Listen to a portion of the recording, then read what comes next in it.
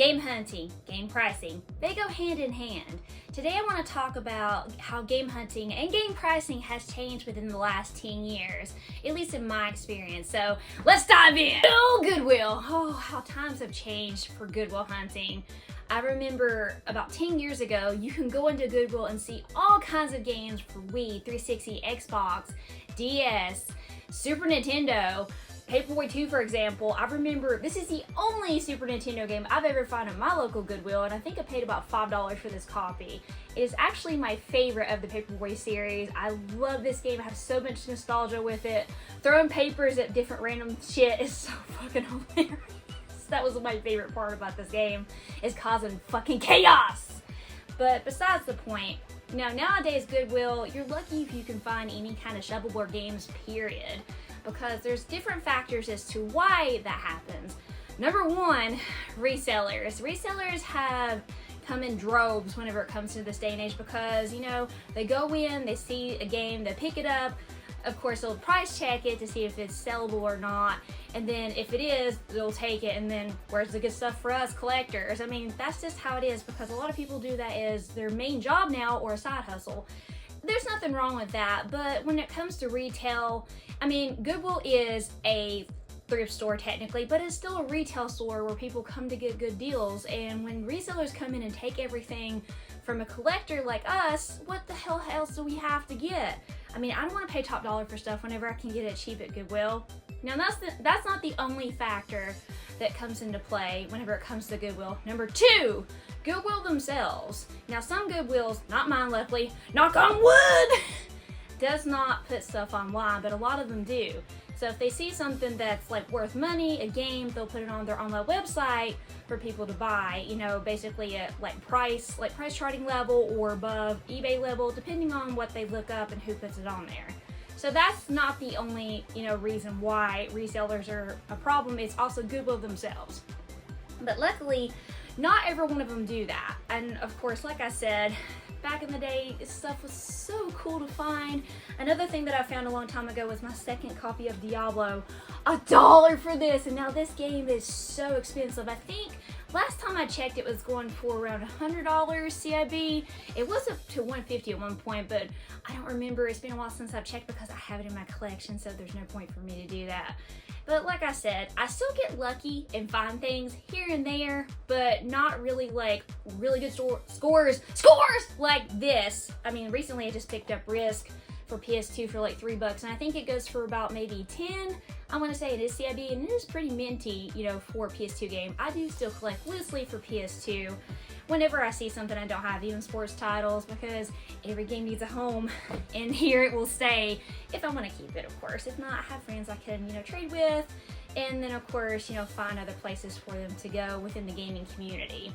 But that's one thing I wanted to touch on as far as trying to get games in this day and age. It's just so hard for us to find good deals now. At least for me, it can be about maybe 95% of the time. I will find something, but it's not necessarily a great game. It's mostly shovelware.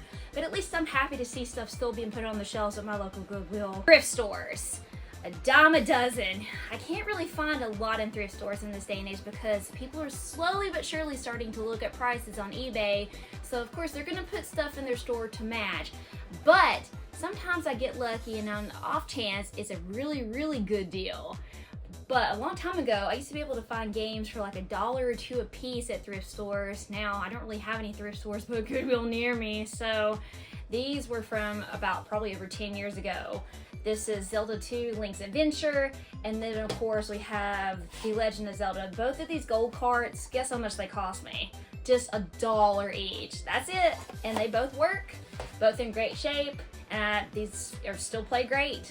But nowadays you just can't really find that stuff anymore. But I did get lucky a few months ago, and I found Shattered Memories for the Wii for only $5, but sadly, that thrift store is no more, and I was so sad because like I said, thrift stores don't really last very long here where I'm from, and Goodwill is pretty much the main hub whenever it comes to thrifting. So thrifting is going downhill. sad. You're gonna hear me say this many times throughout this video possibly. Game pricing has changed within the last 10 years.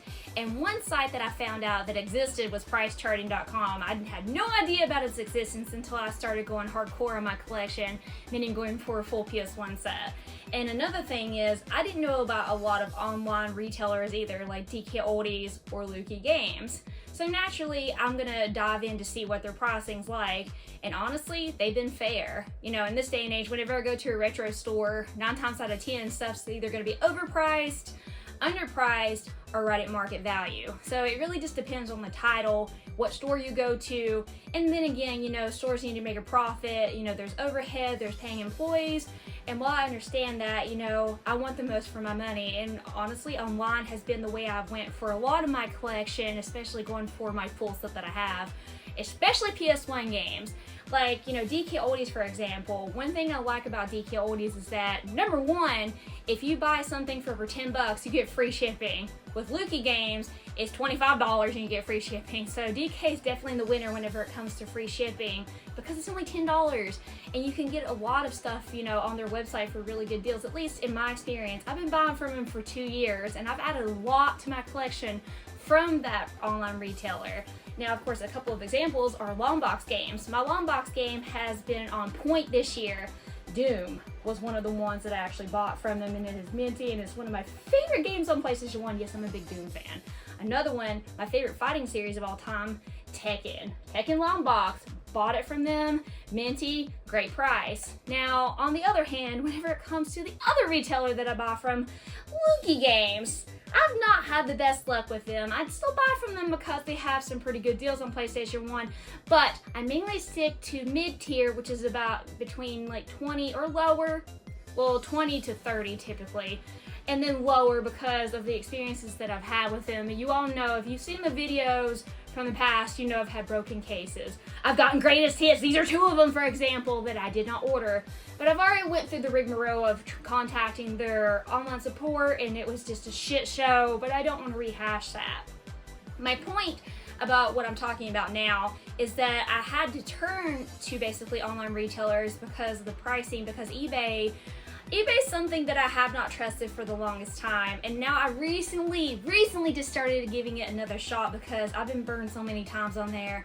And with these retailers, DK Oldies has been phenomenal. Lukey, hit and miss, but at least with these retailers, you know, I at least get great quality products. The shipping is, you know, on point because if you go to eBay, you're paying like between $5 to $7 shipping. That adds up really quickly in this day and age, and whenever, you know, me, a collector, goes to look, it's like that adds up. I can buy games for that, you know, the cheaper titles.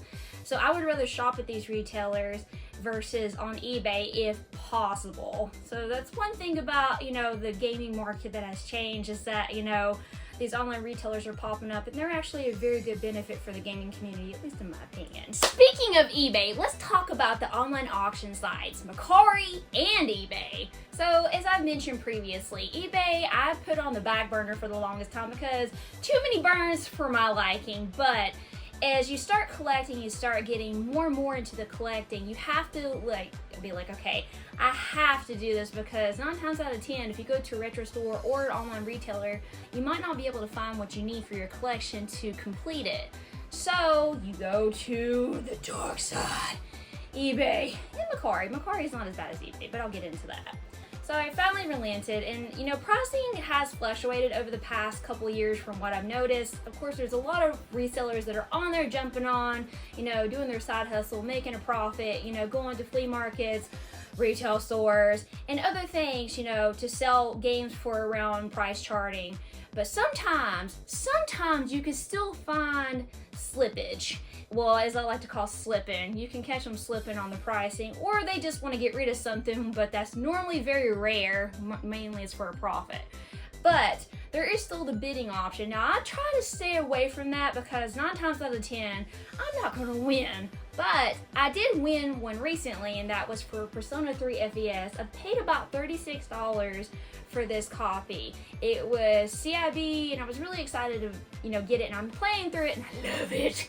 It's a very, very good game. I like it better than Persona 2 Eternal Punishment, but the only thing was, is that, you know, the disc was nasty, like I said previously, but it was, you know, I cleaned it and it works wonders. So there's that. Now, Macari was fairly new to me when I started, you know, getting back into game hunting like online, so I was pretty weary about it. And there have been some instances to where I've gotten ghosted, where people's like firm, and that's okay. You know, you have your price set the way you want to. And then there's people that, you know, I would order from and not get my product. So it's just been like a slippery slope whenever it comes to that website. So one thing I did order from there was some demo discs, and then again, you know, you still have to pay shipping, and that does add up to there. But it's a little bit different on Mercari versus eBay. I think it's a little bit cheaper for shipping depending on the seller. This one is one of the PlayStation 1 demos. Now, I went on a demo kit for the longest time, and this is one of the ones that I bought. I think I paid maybe $7 for this one. I don't remember, I bought so many. So there's that. But Macari I don't really use as much as, you know, eBay for demos, because I find a lot better deals on eBay versus Macari, depending. And there's a lot more on eBay because a lot of people turn to eBay, you know, for selling, versus Macari. I guess it's better, and plus it's been around a lot longer, so there's that. Now, speaking of demos, these Toys R Us demos, most of these came, I think maybe most of these except one came from eBay. I think one of these came from like a trade that I did. I don't remember which one. I bought so many. But normally when I buy stuff, you know, as far as demos go, for example, I pay between $7 to $10, maybe $5 sometimes, depending on the seller. But, you know, that's one thing about, you know, whenever you go game hunting, is that you can sometimes make a deal with somebody online. You can make an offer, either they'll take it or they'll counter, or they'll say no. And, you know, whenever they say no, I'm not really discouraged. I mean, oh well, you know, it's fine. I'll move on and find somebody else that might, you know, be willing to take a deal, because as I said, I try to make the most for my money, because game hunting is expensive, because prices are not what they used to be. So I try to make the most for my money, especially whenever it comes to looking for stuff like this on eBay and Macari. Brief stop for GameStop. Now, the one example that I mentioned previously was Lollipop Chainsaw. Great game, by the way. You can still get retro games at GameStop. You can get PS3, 360, sometimes PS2, sometimes PS1, depending on where you live. Me, I mainly see 360, PS3, sometimes DS, 3DS, Game Boy Advance. And then, of course, every now and then PS1 games will pop in, but it really just depends. And then, of course, Wii U. But you can see that for this, for example, the pricing has drastically changed as far as the market goes. Like 10 years ago, this was $18, and now it is $50 for just this game. And now, recently, Xbox is closing their online store for the 360 in July, I believe. So now prices are starting to rise, and one of those games that's actually risen in price was Blue Dragon. And luckily, I have a copy. It's back there somewhere. And I remember when it was $25 and now it went up to $50. So that's one thing. Don't sleep on local GameStop whenever it comes to that. Yes, some pricing could be better versus online, because they don't always price according to price charting. I don't know how they do their pricing, to be honest. Like, this is actually a lot more expensive than what it would run online. I think this would go for about maybe $75 to $85 CIB versus paying $50. So for $50, I'm picking this damn thing up because it's a lot cheaper versus having to go online and pay for it. See, that's the drastic change. You never know what the hell you're going to find in GameStop, whether it be a lot cheaper or it could be a lot more expensive. Don't sleep. Go check out GameStop and ask the employees if they have anything. Don't be afraid to do that, because I do, because they could be in the drawers. A lot of the time, they don't have them on display. Some stores don't display retro stuff. So make sure to ask them about that. I do. Being a part of the gaming community has definitely made a world of difference as far as collecting for me.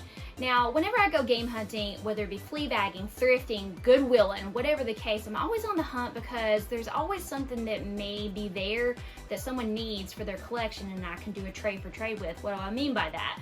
Well, let's say, for example, you know, take my case with my buddy DMC. I came across a copy of Diablo for PS1. I already have it CIB, so I don't need it anymore, but he is actually interested in it. So I sent it to him, and then he sent me games, you know, for trading. It was an equal trade for what Diablo was worth, and it was a great trade. And he gave me stuff that I didn't have for my collection. One thing was Rogue Trip.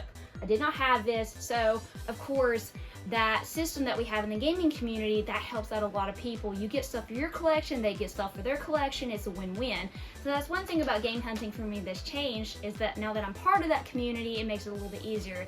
Yes, I have friends that I still do trades with, but being a part of the bigger gaming community, there's more people to network with.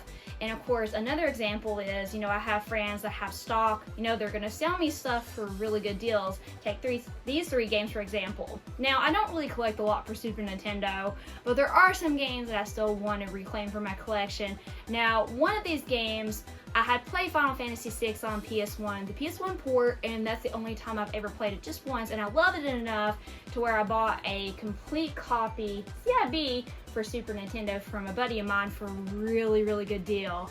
And then of course these other two, Lunar 2 and then Alundra, were other two games that I bought from him. So game hunting as a whole actually helps, other people within the gaming community. You're on the lookout, you're helping each other out. So that's another big change that I've seen in the last couple of years that has helped my collection grow immensely. But that is all the time that I have for you, my friends. I hope you enjoyed this video about game hunting, game pricing, how everything comes together as a whole. But until next time, this is the PlayStation Girl signing out. Game on!